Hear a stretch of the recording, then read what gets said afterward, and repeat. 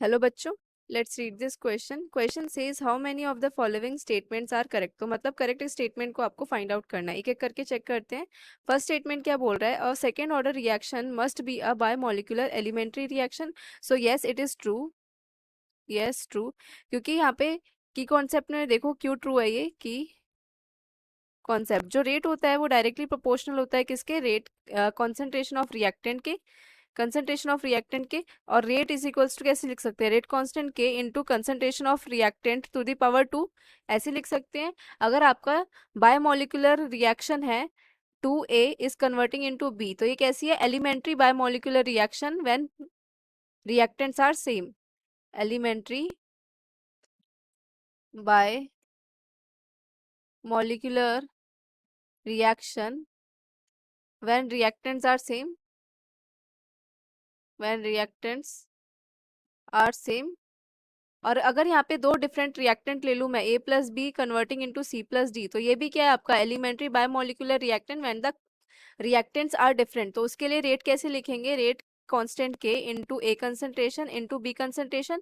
तो मतलब ये क्या प्रूफ कर रहा है? सेकेंड ऑर्डर रिएक्शन के लिए बायोमोलिकुलर एलिमेंट्री रिएक्शन होना जरूरी है।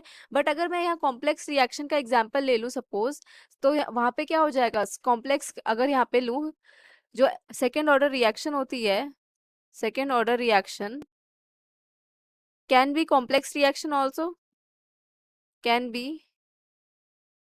Complex reaction also. तो अगर मैं यहाँ पे कॉम्प्लेक्स रिएक्शन का एग्जाम्पल ले लूँ जिसमें हमारा ए जो है वो कन्वर्ट हो रहा है पहले बी में, फिर बी से वो कन्वर्ट हो रहा है हमारा प्रोडक्ट सी में। तो और रिएक्शन एक्चुअल क्या है? A is converting into C but it is happening in 2 steps.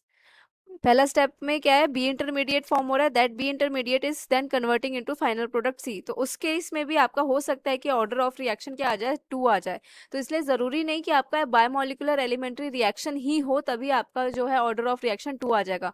तो एक्चुअली में मैंने पहले बोला था ये ट्रू स्टेटमेंट है, बट एक्चुअली में ये स्टेटमेंट क्या हो जाएगी? फॉल्स हो जाएगी, ट्रू नहीं होगी। ठीक है, ध्यान से पढ़ना, आपको यहाँ मिस्टेक नहीं करना है। So first statement is not correct, तो यहाँ हमारा इनकरेक्ट आ जाएगा, ये आंसर नहीं होगा। सेकेंड स्टेटमेंट क्या बोल रहा है? सेकेंड स्टेटमेंट बोल रहा है a biomolecular elementary reaction must be a second order reaction. मतलब अब यहाँ पे बोल रहा है कि अब बायोमोलिकुलर एलिमेंट्री रिएक्शन अगर आपको गिवन है, जैसे कि 2A is converting into B, अब इसका रेट क्या हो जाएगा? इसका रेट हो जाएगा K A⁴ क्योंकि ये बोला बोला हुआ है कि ये कैसी रिएक्शन है? एलिमेंट्री रिएक्शन है।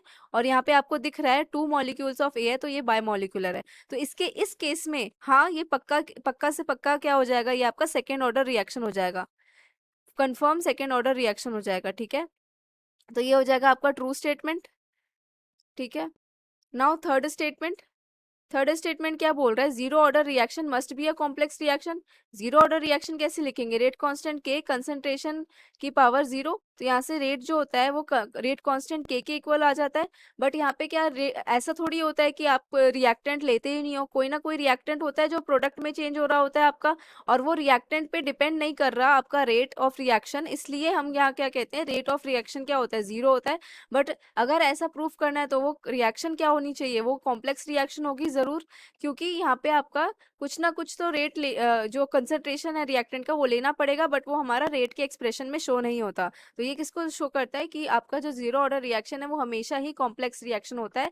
तो ये जो थर्ड स्टेटमेंट है ये भी ट्रू है। फोर्थ स्टेटमेंट देखो, फोर्थ स्टेटमेंट क्या बोल रहा है? First order reaction may be a complex और elementary reaction which is also true, क्योंकि फर्स्ट ऑर्डर रिएक्शन जो होती है वो हो सकता है आपका एलिमेंट्री रिएक्शन हो या हो सकता है कि कॉम्प्लेक्स रिएक्शन हो। ठीक है, दोनों में से कोई भी पॉसिबिलिटी हो सकती है। तो आपका करेक्ट आंसर हो गया option 2, option 3 and option 4 are the correct statements. Hope you understood it well. Best of luck.